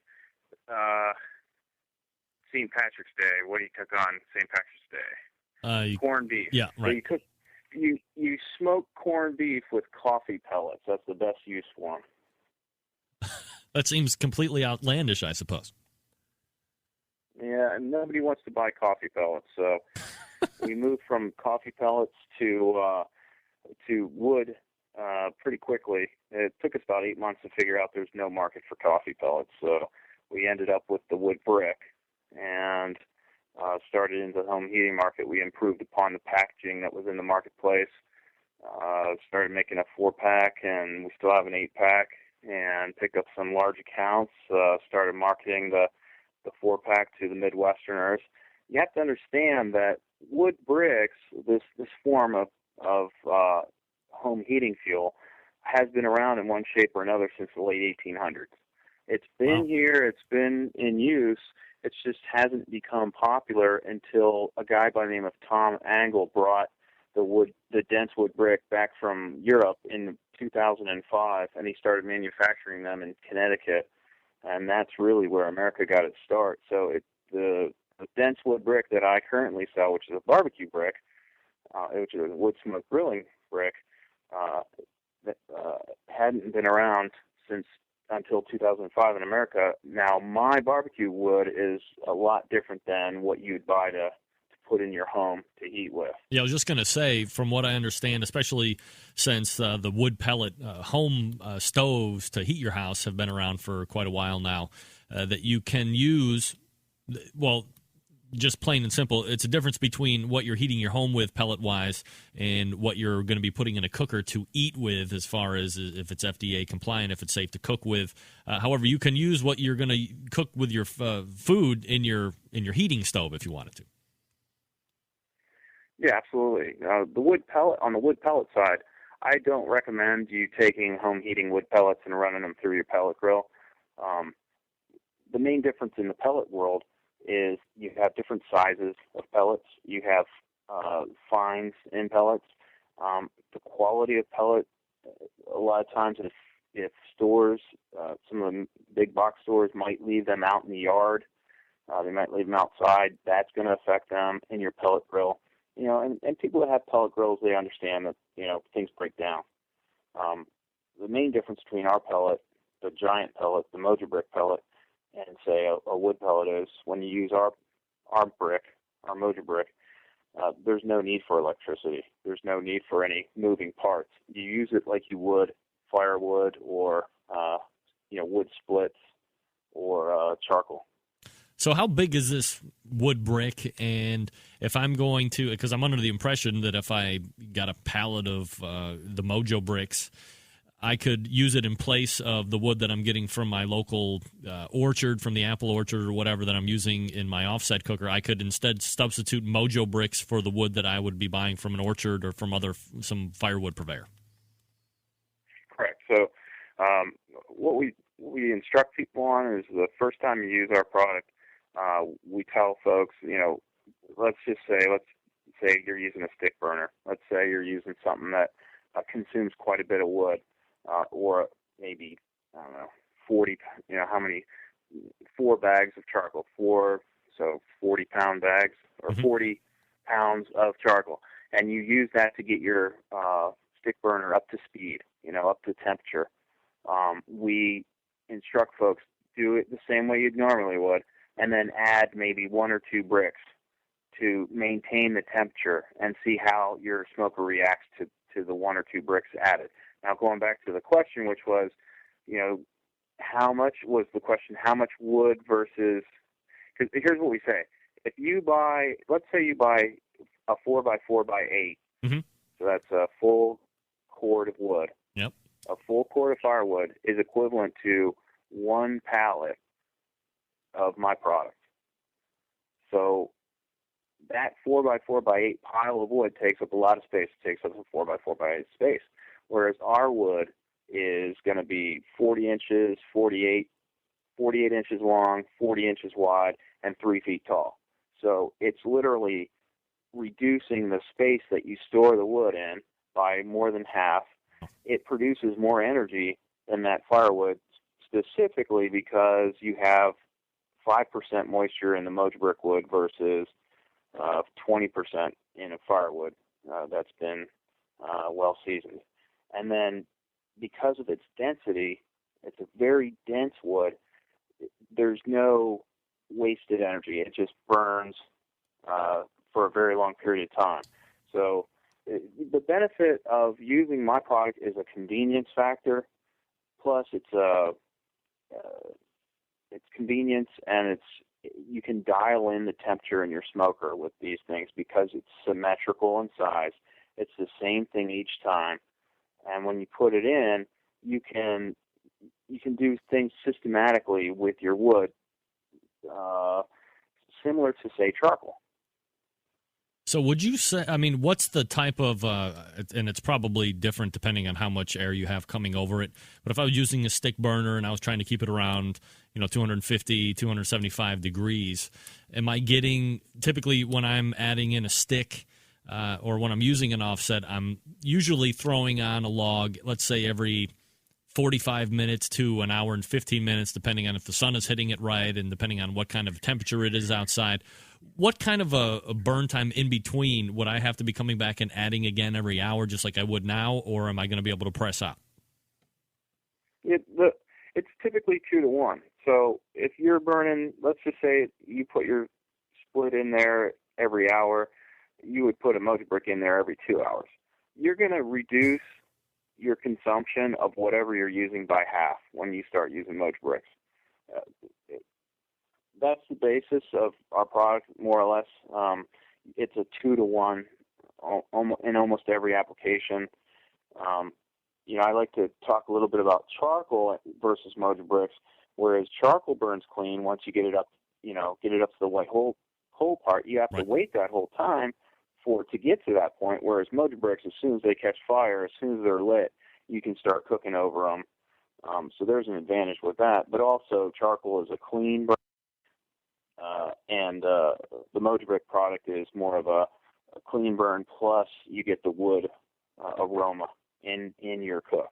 And typically it's a clean blue smoke and very little smoke coming out when you have them cooking, as they're burning properly in your wood burner.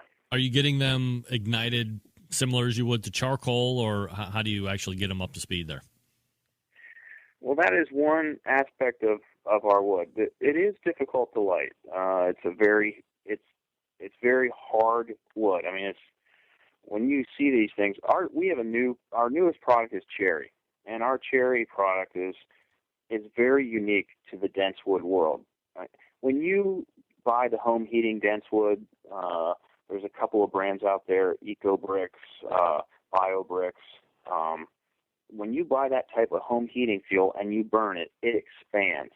It will literally butterfly out. The wood expands as it burns. My barbecue wood does the opposite. It doesn't expand. It actually turns into charcoal, and it gets smaller and smaller. Now I forgot the question. What was the question? How do you get it lit? Oh, I would simply you can add our bricks right to hot coals, and they'll light on fire. Or you can put them in a TP formation and light them with newspaper or use a fire starter. What I do not recommend you do is use a petroleum liquid like a briquette fuel. I don't recommend that because the wood will absorb that petroleum fuel, and you'll smell it the entire time the wood's burning. Oh, that would be the worst. But none of us would ever use a petroleum-based accelerant when we're starting our wood because we've taught everybody correctly here on the show. That's absolutely correct. So what kind of flavors of Mojo Bricks do you have to choose from? We currently have maple, red oak, which we call Fred Oak, and then we have the cherry product. Are there plans, or is there the ability, I'm sure there's plans, but is there an ability to get into apple and hickory and all the other more traditional hardwoods for barbecue? There certainly are. We're currently testing hickory. One of the things that we did with the Mojo Brick product is we tested we tested hickory, cherry, and maple and red oak first. The hickory is a little bit more difficult to bring to the marketplace. One of the things that we really work hard at is the quality of the product. Make sure that it does everything we want it to. And the second thing that we're doing is we have to find the raw materials to be sure that we're going to have enough if we luck into a national account somewhere that wants to put it on shelves in 17 or 1,800 stores or things like that. So We do have capacity to make the cherry, the maple, and the red oak right now. So not only is the product up to speed with quality, but we have capacity. So, the hickory is proven to be a little bit more difficult. We will eventually have a pecan and mesquite.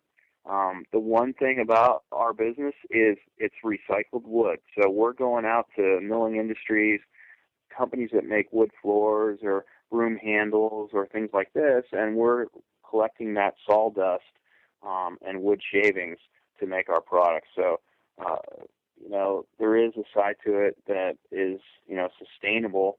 I think eventually we'd end up being similar to some of the large charcoal companies out there that have gone to actual production to keep up with demand. That would be a nice problem to have, I suppose. Fred Grosse joining us from Mojo Bricks, and the website is Mojo Brick. Is it Mojo Brick or mojobricks.com? With an S, mojobricks.com. Mojobricks.com. Fred, you had mentioned, getting some bigger accounts, stuff like that. Who's buying from you right now? Who are some of the big clients that you have?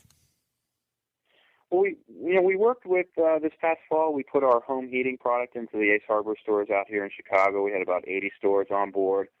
Also, Family Express, another convenience store, gas station, about 55 stores in Indiana. And then we've continued to try and find, other stores nationwide. So that's an ongoing goal. However, here's the thing. I mean, since we started with our home heating wood 3 years ago, we literally from day one said, hey, we got to make a barbecue wood. So this barbecue wood, this wood smoke grilling wood, it's only been out for 30 days, not even. So we're really just getting started with the grilling wood. So, dealers are welcome to give us a call if you own a mom and pop shop barbecue, store. We'd be more than happy to talk to you about our product. It is brand new. It is unique. Nobody else has it. So, it's a tough road to toe in this economy, but it really is a good product. And I should tell you that one of our teams, Jacked Up Barbecue, Matt Ragusa out of Farmingdale, New Jersey, took first place in brisket and first place in pork using our cherry bricks this past weekend at NAPRQ in Annapolis, Maryland. So definitely they're being tested out there in the competition circuit, and they're proving out to be a very valuable commodity. Yeah, it's a good product. It's simple to use. It's straightforward. It's consistent. Every time you use it, it's going to produce the exact same results. It gives you a great smoke ring. The flavor is great, and it smells just like wood. So, it's everything you want it to be. It's just a little bit more convenient. And, once we get it into the marketplace, it will drive the price point down, and that's what everybody wants. So what are we looking at? I mean, what are we buying? If people went to mojobricks.com, are they able to buy online? Do they have to have a dealer buy them? How can people get their hands on this? You can buy it. Currently, you can go through our website. You can find the Fred Oak and our home heating products, and also maple at Amazon.com. But you can also if you want to get the cherry, you have to go through our website. We do have a guy out in Vegas.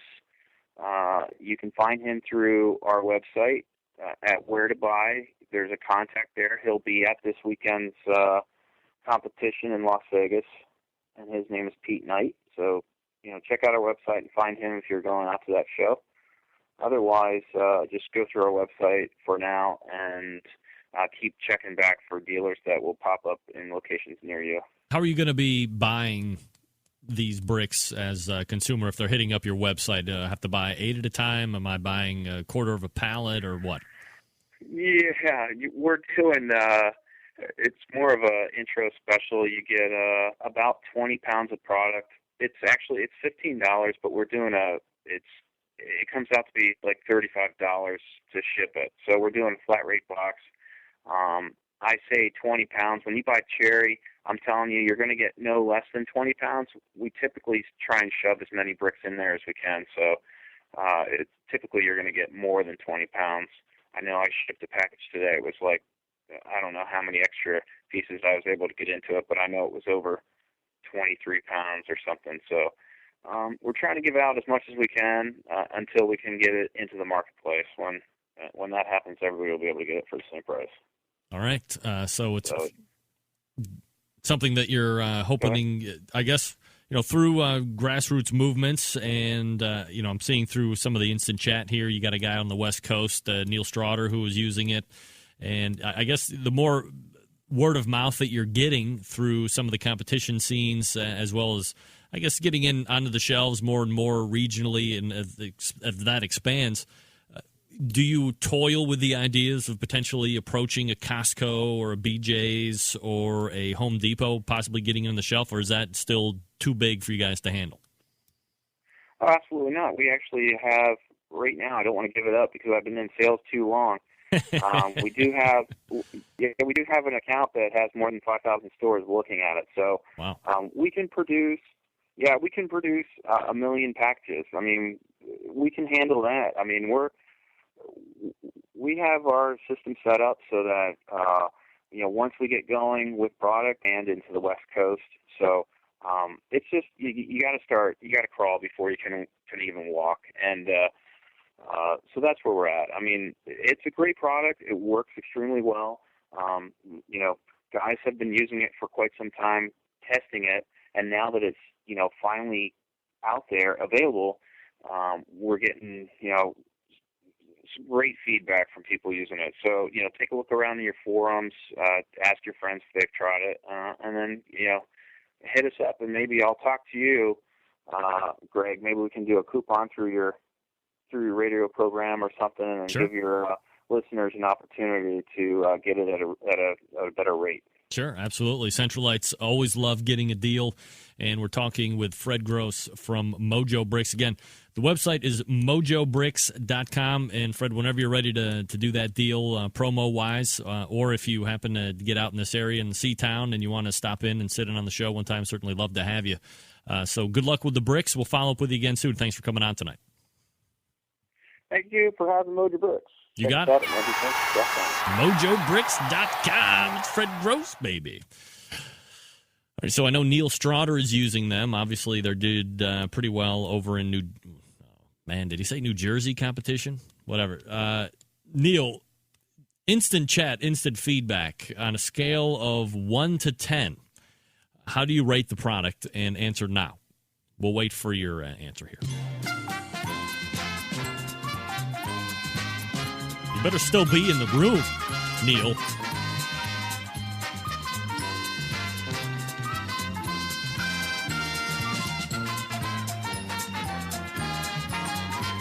Come on, Neil. Neil.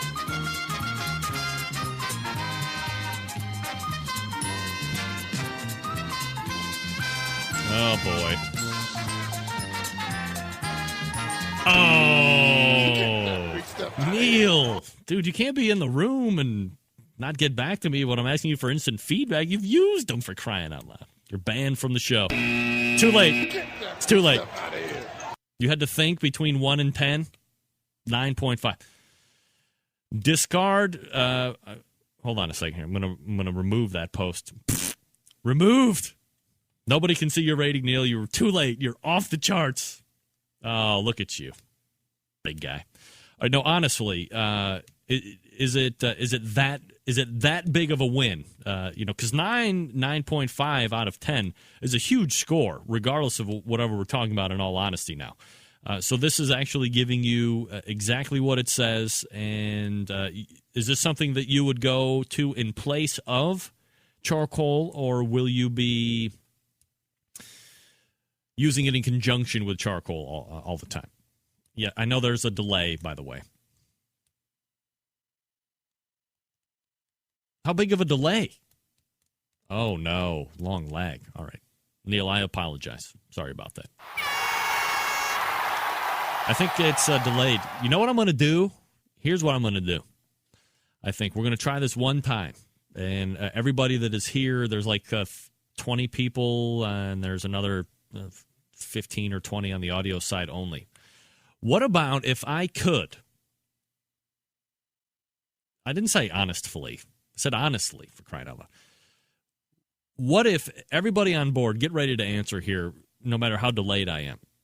Because I think the longer delay on Ustream right now is coming over from the fact that I'm also simulcasting live and direct to the Outdoor Cooking channel. Thanks to Kevin Bevington for that, outdoorcookingchannel.com. What if we move the video portion of the show over to Kevin's side only? And that way you can go to Kevin's site. Maybe I can embed a player on BCRN as well. But he's got a chat thing over there, I believe, so you guys can still interact. Maybe I can pop it out, and I don't have to go all the way in to see what you guys are saying. Maybe it's better if I don't even see what you guys are saying, to be quite honest. So, wait a second.